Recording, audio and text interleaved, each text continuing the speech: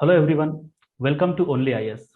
Today we have with us Mehak Mittal, who have secured All India rank 140 in the recently published UPSC result. From the entire Only IS team, Mehak, I want to congratulate you for your success. Thank you, sir. Yes. So, Mehak, can you please tell us about when you started your preparation and when it came to your mind that you want to do UPSC? Sir, it was my teacher during my graduation who actually motivated me to go for the civil service. So, to be honest, I was not looking for civils at during my graduation, but he thought that I should go for it, and so it was then after graduation. I graduated in 2018, and after that, I joined a coaching institute in Chandigarh only, and from there on my journey started. Okay like जैसे कि आपने BCom किया है और in fact BCom में आपने gold medal भी पाया है। थोड़ा सा आप अपने कॉमर्स के जो बैकग्राउंड के बारे में बताएंगे या एजुकेशनल ओवरऑल बैकग्राउंड बताएंगे। जी सर, सर मेरी स्कूलिंग और मेरा कॉलेज मोस्टली चंडीगढ़ में ही रहा है। पहले अ, छोटे में मतलब स्मॉल क्लासेस में यहाँ पे मैं मेरा बसी से बिलोंग करती हूँ, तो वहाँ पे जो मेरी प्राइमरी एजुकेशन थी वो वहाँ से हुई। उसके बाद सेकेंडरी और हायर एजुकेशन मेरी चंडीगढ़ से ही हुई है, और मेरा कॉलेज एसडी कॉलेज था सर चंडीगढ़ में, और वहाँ से मैंने बीकॉम की। तो मेरे टीचर्स बहुत अच्छे थे कॉलेज में, और मेरा एक अच्छा स्ट्रॉन्ग बेस बन गया था। इनफैक्ट मेरा स्कूल में भी टीचर्स बहुत अच्छे थे। तो करेक्ट। जो मेरा स्कूल था शिशु निकेतन, वो भी चंडीगढ़ में ही था। तो मेरा एक कॉमर्स का मेरा एक अच्छा बेस बन चुका था, जिसने मुझे हेल्प की बाद में, क्योंकि मैंने ऑप्शन की ऐसा कोई कोचिंग नहीं ली थी। तो वो क्योंकि मेरी ग्रेजुएशन में ही मुझे इतनी हेल्प हो चुकी थी कि मैं उसको हैंडल कर सकती। Correct correct yes. और जैसे कि प्रिपरेशन के दौरान हम कई सारे चैलेंजेस फेस करते हैं और तो क्या आपको लगा कभी कि प्रिपरेशन में आपने कुछ चैलेंजेस फेस किए और उन्हें आपने उन्हें कैसे ओवरकम किया? फिर चैलेंजेस की बात करूँ तो मोस्टली जब जब मेरा फर्स्ट, ये मेरा सेकेंड अटेम्प्ट था यूपीएससी में, तो जो मेरा फर्स्ट अटेम्प्ट था उसमें प्रीलिम्स हो चुका था, मेंस नहीं हुआ था। तो जो एक बहुत बड़ा चैलेंज जो मुझे बाद में मैंने जब एनालाइज किया वो था कि पेपर कंप्लीशन, पहला तो करेक्ट कि करेक्ट पेपर को कंप्लीट करना, और दूसरा था कि कंटेंट कितना कवर किया जाए, क्योंकि करेक्ट कंटेंट तो बहुत ज़्यादा है, आपको बहुत सारी साइट्स अवेलेबल हो जाएँगी, और आप जितनी साइट्स में जाओगे आपको लगेगा कि ये वाला भी कंटेंट उतना ही इम्पोर्टेंट है जितना लास्ट वाली साइट पे था। और आप उसको नोट करने बैठ जाते हो, और फिर आपके नोट्स जो होते हैं वो 1 महीने में इतने सारे हो जाते हैं कि आपको नेक्स्ट महीने लगता है कि बनाना भी चाहिए या नहीं, कि करेक्ट रिवाइज़ कौन करेगा इसको? करेक्ट तो ये बहुत चैलेंज था कि कितना पढ़ा जाए, कैसा उसके नोट्स बनाए जाएँ, और फिर कैसे रिवीजन किया जाए। करेक्ट और सर इसका मुझे क्या लगता है कि इसका कोई एक आंसर नहीं है कि कैसे किया जाए। ये हिट एंड ट्रायल बेसिस पे होता है, और वो सबका इंडिविजुअल है। करेक्ट तो मैं टॉपर्स की वीडियोस देखती थी या किसी से पूछ लेती थी कि वो कैसे कर रहे हैं, और करेक्ट उसको खुद पे अप्लाई करना। और अगर आपको वो चीज़ बेनिफिट कर रही है, आप उसको हफ्ते तक ट्राई कीजिए। करेक्ट बेनिफिट कर रही है तो आप उसको आगे लेके जाइए। करेक्ट वो इसका और कोई सॉल्यूशन नहीं है। Correct correct. जैसे कि प्रिपरेशन के टाइम पे काफी लोग ऐसे जो जनरल इश्यूज जो एस्पायरेंट फेस करते हैं वो ये कि कभी कभी पढ़ाई में मन नहीं लगता, थोड़ा सा बोर फील होता है। क्या कभी आपको भी प्रिपरेशन के टाइम में ऐसा लगा है और फिर आपने उसको कैसे मैनेज किया? बहुत बार होता है सर ये तो। मतलब प्रीलिम से 2 दिन पहले भी आपको लग सकता है कि आप और नहीं पढ़ सकते, बस अब बहुत हो गया। तो उस टाइम पे आपको थोड़ा ब्रेक ले लेना चाहिए, क्योंकि अगर एक चीज़ को करने में, जो चीज़ आप 1 घंटे में कर सकते हो, उस चीज़ को करने में अगर आपको 5 घंटे लग रहे हैं, तो मतलब आपकी एफिशिएंसी बहुत कम है और आपको ब्रेक की सख्त ज़रूरत है। तो उसमें आप कुछ भी, आप जो भी आपको पसंद है सर, आपको मतलब कुछ भी पसंद है आपको वो करना चाहिए। अगर आप कोई एक्सरसाइज करते हो, या आपको बाहर अपने फ्रेंड से मिलने जाना है, आपको कोई मूवी देखनी है, आपको कोई बुक पढ़नी है, कुछ भी, थोड़ा एक ब्रेक स्टडीज वो ले लेना चाहिए। और वीकेंड बेसिस पे तो ले ही लेना चाहिए एटलीस्ट। Exactly exactly. कई एस्पायरेंट्स मेंस एग्जाम को काफी बार लिखते हैं बट जैसे 3 बार 4 बार मेंस हो गया है लेकिन उनका स्कोर इतना अच्छा नहीं आने आ पाने की वजह से मेंस कभी उनका क्वालिफाई नहीं होता। तो हमेशा एस्पायरेंट्स हमें ओडीएस के पोर्टल पे ईमेल करते हैं, हमें कांटेक्ट करते हैं और पूछते हैं कि सर एक्स्ट्रा मार्क्स कैसे लिया जाए ताकि हम मेंस क्वालिफाई करें। तो what was your funda to get extra marks?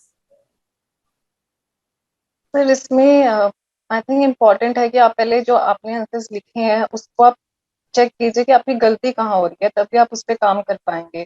तो आप जैसे मेंस के आंसर लिख रहे हैं और आपने पूरे पूरे 20 क्वेश्चंस लिख के दिए और फिर भी आपके मार्क्स नहीं आए उतने, आप मॉक्स देते हैं पहले, तो आपको पहले एनालाइज करना चाहिए कि आपकी प्रॉब्लम कहाँ है, कि आप पेपर कंप्लीट नहीं कर पा रहे, ये हो सकता है।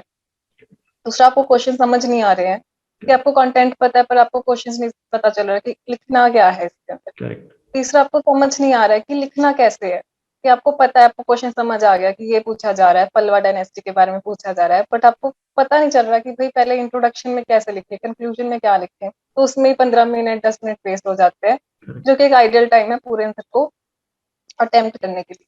करेक्ट। तो फिर तो पहले आप प्रॉब्लम जानिए, उसके बाद उसका सॉल्यूशन देखिए, वो बहुत इजी हो जाता है बाद में। जैसे मेरा अगर मैं अपना एग्जांपल दूं तो मुझे पेपर कंप्लीशन में फर्स्ट अटेम्प्ट में प्रॉब्लम आई थी, तो मैंने बाद में उसका देखा तो वो मेरा हो नहीं रहा था उसमें, तो मुझे सही इसका सॉल्यूशन मिला कि प्रेजेंटेशन पे काम करना जरूरी है। तो आप डायग्राम में ऐड कीजिए, आप पिक्टोग्राफिक लीजिए, आप कुछ भी ऐसा कीजिए कि आप कम कंटेंट लिखें करेक्ट। ताकि वो जल्दी खत्म हो जाए पेपर। तो वो सॉल्यूशन तभी मिलेगा अगर आप प्रॉब्लम आइडेंटिफाई करेंगे। करेक्ट। करेक्ट। और जैसे प्रिपरेशन के दौरान नॉर्मली कोई ना कोई अपना रोल मॉडल होता है, तो आपका कोई रोल मॉडल रहा है? और उन्होंने कैसे आपके मतलब उनको एज अ रोल मॉडल देखते हुए आप खुद को यूपीएससी के प्रिपरेशन में कैसे मोटिवेटेड रखते थे? तो रोल मॉडल कोई मैं एक ही नाम लेना चाहूंगी, मतलब मैं बहुत सारे टॉपर्स की वीडियो देखा करती थी, तो अनुदीप सूरीशेट्टी सर है, उनका मुझे बहुत अच्छा लगता था। सृष्टि देशमुख है, उनका बहुत अच्छा लगता था। तो आप उनकी जो उन्होंने ऐसा क्या डिफरेंट किया, आप उनसे भी ले सकते हो, और जरूरी नहीं कि वो आपको काम करेगा, तो हिट एंड ट्रायल बेसिस पे चलता है ये भी। मैंने बहुत सारे टिप्स और ट्रिक्स अनुदीप सूरीशेट्टी सर के लिए थे, और कुछ काम किया कुछ नहीं किया, तो ये डिपेंड करता है। इसके अलावा आप कुछ भी और देख सकते हो। मैं पर्सनली स्पोर्ट पर्सनालिटी से बहुत ज़्यादा इंस्पायर हो जाती हूँ, तो उनपे कि उनका हार्ड वर्क और उनका कैसा उनका लाइफस्टाइल है, उसको देख के मुझे भी इंस्पिरेशन मिलती है कि थोड़ा और कुछ करना चाहिए। करेक्ट। तो करेक्ट। आप किसी से भी इंस्पिरेशन ले सकते हैं। करेक्ट। जैसे कि यूपीएससी के प्रिपरेशन में टाइम से भी ज्यादा मैटर करती है स्ट्रैटेजी, क्योंकि किसी को 2 साल किसी को 5 साल भी लग जाते हैं प्रिपरेशन में, लेकिन इसमें स्ट्रैटेजी सबसे ज्यादा रोल प्ले करती है। जिस टाइम पे तुम्हारी स्ट्रैटेजी सही हो जाती है, आपका उस साल यूपीएससी क्लियर हो जाता है। तो स्ट्रैटेजी का मतलब ये कि क्या करना चाहिए और क्या नहीं करना चाहिए। तो आपने अपने प्रिपरेशन में आपकी स्ट्रैटेजी किस बेसिस पे, किस फैक्टर्स को लेके डिसाइड की, और क्या क्या चीजें आपको आप सजेस्ट करेंगे एस्पायरेंट को कि उन्होंने करनी चाहिए और क्या क्या नहीं करनी चाहिए? जो मेरी स्ट्रैटेजी थी, अगेन मैं बोलना चाहूंगी कि जो भी इसको वीडियो को देख रहा है, ये आपके लिए काम कर भी सकती है और नहीं, तो आप प्लीज इसको थोड़ा ट्राई कीजिएगा। तो मेरी स्ट्रैटेजी थी कि पहले तो कंटेंट लिमिटेड रखना है, और आपको एक, क्योंकि कंटेंट बहुत सारा है, तो आपको एक लाइन ड्रॉ करनी पड़ेगी कहीं कहीं पर कि आपको कितना कंटेंट करना है। अब वो इतना कम भी नहीं होना चाहिए कि आप कोई क्वेश्चन अटेम्प्ट ना कर पाए, और इतना ज्यादा भी नहीं होना चाहिए कि कोई क्वेश्चन देख के आपको कुछ याद ही ना आए कि भाई कितना लिखूं मैं इसके अंदर और क्या लिखना है। तो वो एक सफिशिएंट कंटेंट, और बस उसके बाद खत्म। उसको आपने बहुत रिवाइज करना है। तो पहला है कि कंटेंट लिमिटेड हो। दूसरा है रिवीजन, कि आपको खूब रिवाइज करना है उस चीज को, और अंडरस्टैंडिंग इज मोर इम्पोर्टेंट। तो आपने कंटेंट आपके पास आ चुका है, उसको अंडरस्टैंड करना, कि अगर आपके पास कोई भी टॉपिक आता है, कि जीएसटी से रिलेटेड कोई भी टॉपिक है, तो इमीडिएटली आपके मन में पॉइंट्स निकलने चाहिए और पूरी अंडरस्टैंडिंग होनी चाहिए, आपको सोचना ना पड़े, इमीडिएटली आपके पॉइंट्स आने चाहिए। इस स्टेज तक रिवीजन होनी चाहिए। और थर्ड, जब आपको कंटेंट अंडरस्टैंडिंग और रिवीजन आपकी अच्छी हो चुकी है, उसके बाद आप प्रेजेंटेशन पे काम कीजिए। एक्चुअली प्रेजेंटेशन भी साथ में भी चलती है अंडरस्टैंडिंग पे, पर आप उसको एंड में और रिफाइन कर सकते हैं। तो आपको कैसे प्रेजेंट करना है अपने कंटेंट को, वो बहुत मैटर करता है, क्योंकि अगर आपका कंटेंट लिमिटेड है, तो आपका अदर वेपन जो है वो प्रेजेंटेशन ही है। उसी से आप थोड़ा extra mark extra H means में ले सकते हैं।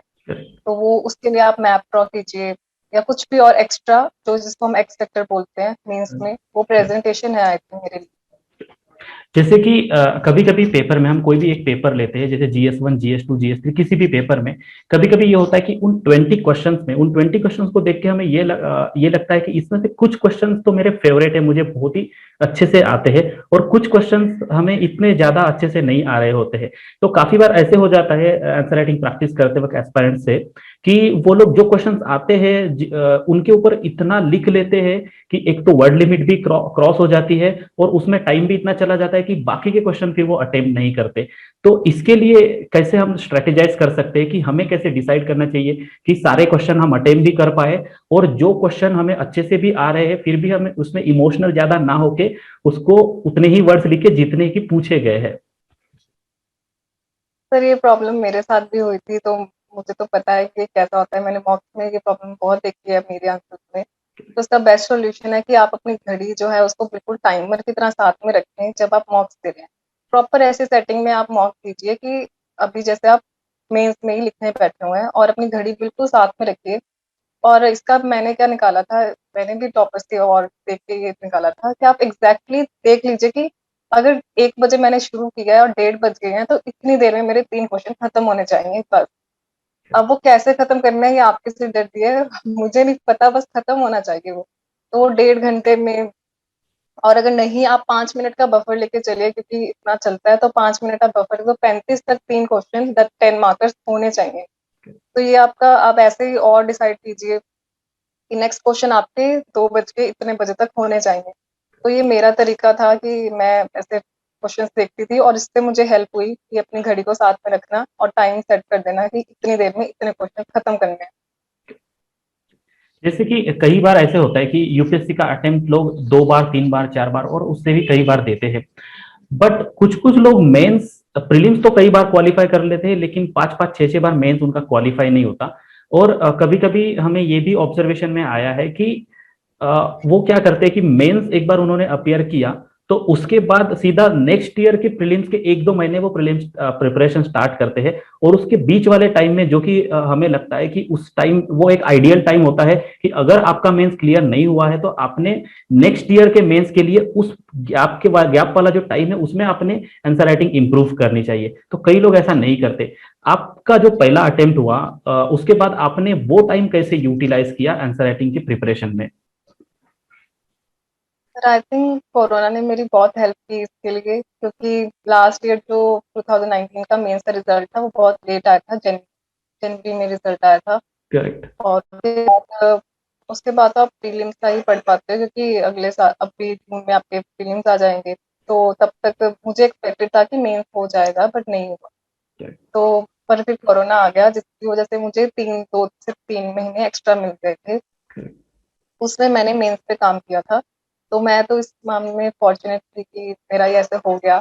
बट अदरवाइज आपको अभी मैं अगर किसी को सजेस्ट करूँ तो एटलीस्ट 50% मेंस की तैयारी आपकी प्रीलिम से पहले होनी चाहिए। अगर आपकी वो तैयारी नहीं है तो प्रीलिम्स देने का भी कोई फायदा नहीं है, मुझे ऐसा लगता है कि आप प्रीलिम्स दे दो और फिर तो अटेम्प्ट खराब होगा आपका। तो आप 50% आपका कंटेंट रेडी होना चाहिए प्रीलिम्स से पहले, और एटलीस्ट आपको एक बारी उसकी रिवीजन होनी चाहिए। और क्वेश्चंस आप थोड़ा बहुत ट्राई कर सकते हो, आप अपनी प्रेजेंटेशन और स्पीड प्रीलिम्स के बाद इम्प्रूव कर सकते हो। तो 50% of mains work should be completed before prelims. Exactly exactly. जैसे यूपीएससी के प्रिपरेशन में सबसे इंपॉर्टेंट एक रूल है, वो ये कि जो अपना प्रीवियस ईयर के जो क्वेश्चन है वो, और यूपीएससी का सिलेबस, ये बहुत ही ज्यादा इंपॉर्टेंट रोल प्ले करता है।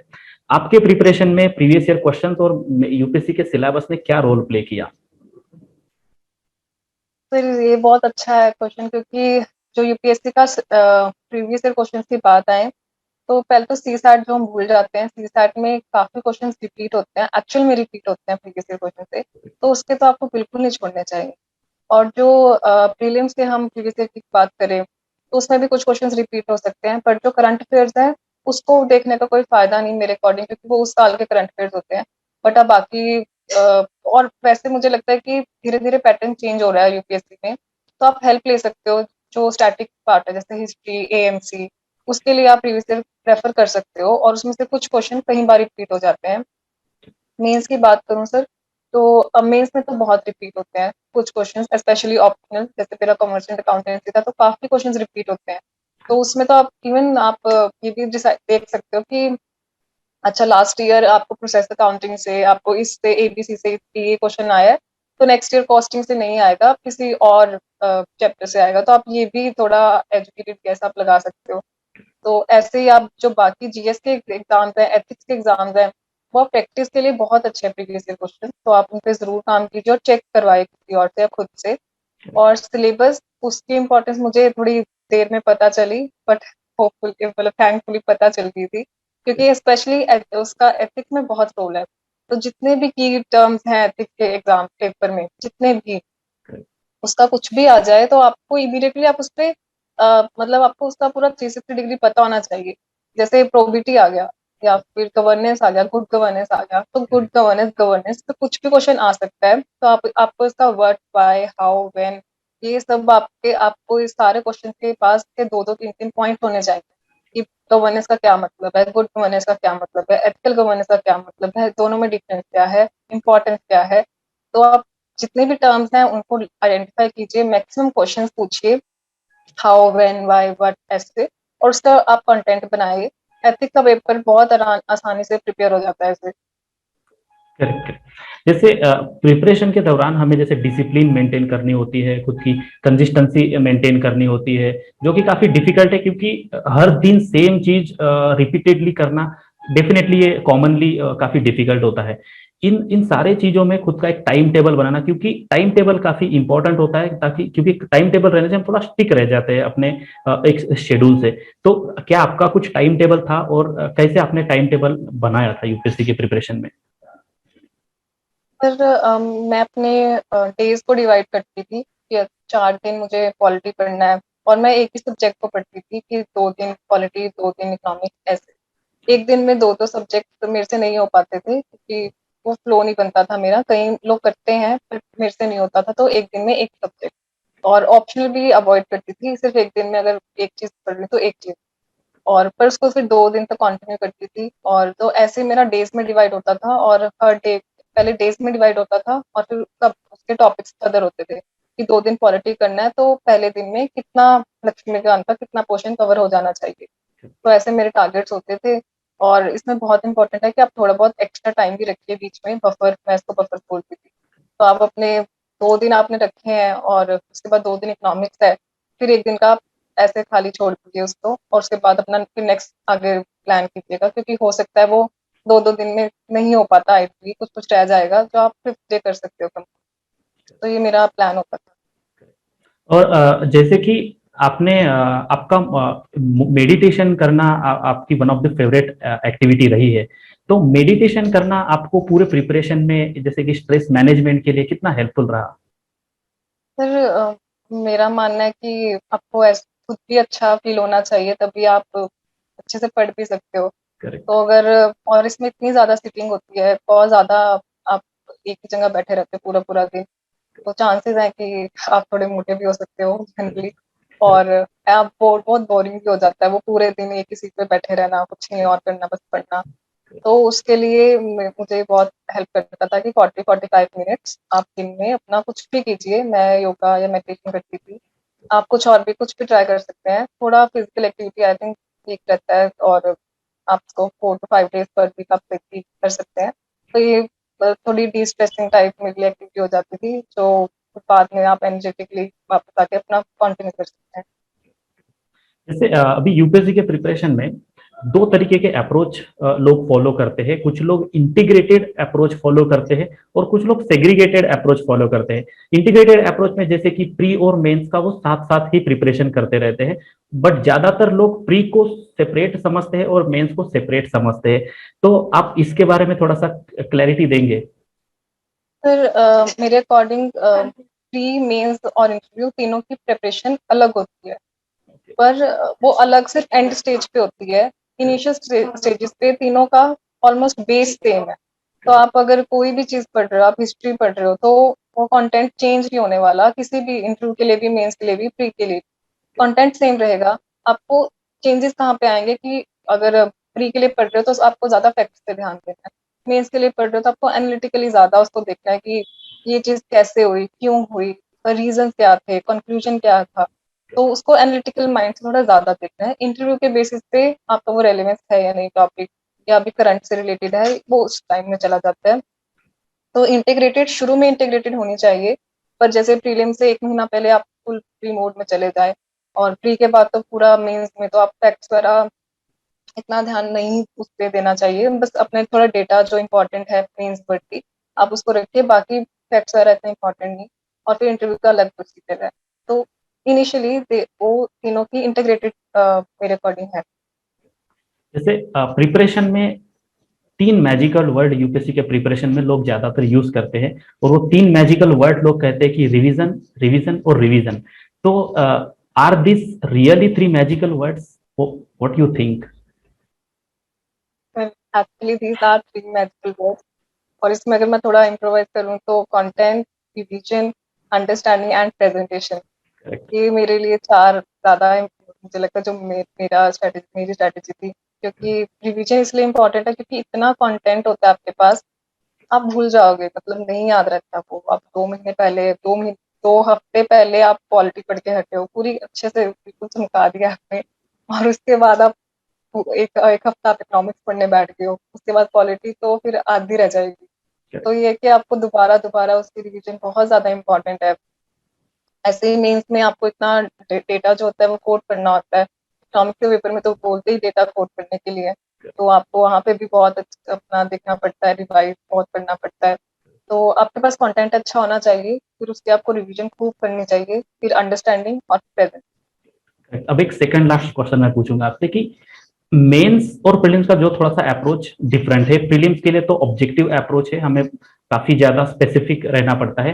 मेंस में थोड़ा सब्जेक्टिव अप्रोच है, लेकिन सब्जेक्टिविटी में उसमें अपना अप्रोच जो है वो कॉम्प्रेंसिव होना चाहिए। हमें सेम चीज के मल्टीपल डायमेंशंस को रिलेट करते आना चाहिए। तो इसमें हम अपना मेंस का जो अप्रोच है, जिसको हम कॉम्प्रेंसिव अप्रोच है, वो हम कैसे डेवलप कर सकते हैं? सर ये आप बहुत सारी चीज़ें पढ़ते हो, हम जैसे कितने सारे सब्जेक्ट पढ़ते हैं, जो भी यूपीएससी एस्पिरेंट होगा उसको पता होगा कि आप कितना डाइवर्स पढ़ते हो, तो उसको लिंक करना आना चाहिए। एक बहुत इंपॉर्टेंट चीज़ है कि आप कोई चीज़ आपने आपने मूवी भी देखी है अगर, तो आप उसे एथिक्स या ऐसे में यूज़ कर सकते हो। तो आपको ये लिंक करना आना चाहिए कि मुझे कौन-सी चीज़ कहाँ मैं यूज़ कर सकती हूँ, और वो एकदम से दिमाग में से क्लिक होती है, और आपको तभी नोट कर लेना चाहिए क्योंकि आप भूलने की टेंडेंसी है उसको। तो ये लिंक करने का एक बहुत इम्पोर्टेंट है जो आना चाहिए। और इससे और मैं इस पे कहूँगी कि उसके बाद एनालाइज़ करना कि आपको सिचुएशन कैसे आपको प्रेज़ेंट करनी है। जनरली हम वो सोशल, इकोनॉमिकल, पॉलिटिकल और वो एनवायरनमेंट और इकोलॉजिकल, ये ऐसे वाले हेड चूज़ करते हैं। आई थिंक ये काफ़ी बोरिंग हो चुका है, और ये करेक्ट। बहुत बच्चे कॉपी करते हैं। तो आप करेक्ट। इसको अगर 20 क्वेश्चन लिख रहे हो, आप 2 क्वेश्चन में इसको ट्राई कर सकते हो। बट आप ये नहीं एक्सपेक्ट कर सकते कि मैं 10 के 10 में ऐसे ही यही वाला फ्लो यूज़ करूँगा। तो उसके अलावा कुछ और आप ट्राई कीजिए कि आप ऐसे लिख सकते हो, वाटर स्कार्सिटी पे क्वेश्चन आया है। आपको ज़रूरी नहीं है कि उसके पॉलिटिकल, इकोनॉमिकल, सोशल ऐसे वाले रीज़न्स लिखने हैं। आप ये एग्जैक्टली। लिखिए कि why there is water scarcity, what is water scarcity? तो उसपे कोई डेटा है आपके पास, आप वो कोट कीजिए, आपका कोई रिपोर्ट है वो दीजिए, उसका रीज़न्स, कॉज़ेज़। आप कुछ और भी ट्राई कर सकते हैं, मेरा मतलब ये है। करेक्ट। और एक क्वेश्चन मैं पूछना चाहूंगा आपसे। जैसे कि अपना जैसे जीएस 1 है, तो जीएस 1 में इंडियन सोसाइटी, ज्योग्राफी और वर्ल्ड हिस्ट्री, ये सारे सब्जेक्ट्स है। उसमें से कुछ कुछ सब्जेक्ट्स पे ज्यादा क्वेश्चन आते हैं, कुछ कुछ सब्जेक्ट्स में कम क्वेश्चन आते हैं। फिर भी काफी न्यू एस्पायरेंट्स जो होते हैं उन्हें ये आइडिया ही नहीं लगती, क्योंकि उन्होंने प्रीवियस ईयर के क्वेश्चन इतने ढंग से नहीं एनालाइज किए होते। तो they end up investing so much time into such subject which are not so much important, like world history का एक आध ही हार्डली क्वेश्चन आ जाता है। तो ये आप थोड़ा सा इसके बारे में बताइए। सर इसके रिगार्डिंग मेरे व्यूज़ आई थिंक थोड़े डिफरेंट है कि मुझे ऐसा लगता है कि आपको कुछ छोड़ना नहीं चाहिए। अगर आप फर्स्ट अटेम्प्ट दे रहे हो तो आई थिंक आपको सिलेक्टिवली पढ़ना चाहिए, क्योंकि उस टाइम बहुत कुछ होता है। तो आप प्रीवियस ईयर ट्रेंड आप फॉलो कीजिए, और उसके बाद देखिए कि अभी टाइम नहीं है, तो जो इम्पोर्टेंट है बस उसका आप निकालिए और कर लीजिए। बट जो जैसे मेरा सेकंड अटेम्प्ट था, तो मेरे फर्स्ट वो बेसिक बेसिक मटेरियल कवर हो चुका था, तो I can focus on other things जो मैंने फर्स्ट अटेम्प्ट में छोड़ दी थी। तो वर्ल्ड हिस्ट्री इस बार मैंने बहुत अच्छे से की थी। अनफॉर्चुनेटली एक क्वेश्चन भी नहीं आया उससे, बट क्योंकि मैं बहुत अच्छे से करके गई थी तो मुझे डर नहीं लग रहा था एग्जामिनेशन हॉल। एग्जैक्टली। मैं कॉन्फिडेंट थी कि अगर आ भी गया तो मैं देख लूंगी, मैनेज कर लूंगी। बट अगर आप छोड़ के जाते हो तो वो करेक्ट। रहता है कि वर्ल्ड हिस्ट्री से कोई क्वेश्चन नहीं आना चाहिए, नहीं तो एग्जैक्टली। मेरे 10 नंबर गए। करेक्ट। तो आपको अगर कोई टॉपिक छोड़ना भी है, उसे पूरा मत छोड़िए, एटलीस्ट बेसिक आप रख के चलिए कि अगर आ भी गया तो मैं देख लूंगा या देख लूंगा, इतना रख के चलिए। एग्जैक्टली। Very very good. अब लास्ट मैं एक आपसे पूछूंगा कि पूरे प्रिपरेशन में और आपके लाइफ में ऐसी कौन सा कोट है या कोई मोटिवेशनल लाइन है जो आपको हमेशा कीप गोइंग कहते रहती है कि आपको बस आगे बढ़ना है, हार नहीं मानना है? ऐसी कोई लाइन है आपकी? सर ये मेरे कोचिंग में ही एक मेरे टीचर थे, उन्होंने एक कोट की थी और मुझे तब से याद है। वो बोलते थे कि sweat more during your exercises so that you can bleed less in the battle. और ये मुझे बहुत अच्छी लगती थी कि हाँ, जब भी मन नहीं करता था तो मैं सोच लेती थी कि यार अभी कर लो, तो तब थोड़ा मेरे को कम महसूस होगा बाद में। Exact exactly. तो ये मुझे मोटिवेट करती थी coach. Okay. Okay. So thank you very much, Mehak. Thank you for your time. And once again, I want to congratulate you from the entire Only As community for your success. And we wish you all the best for your future. Thank you very much.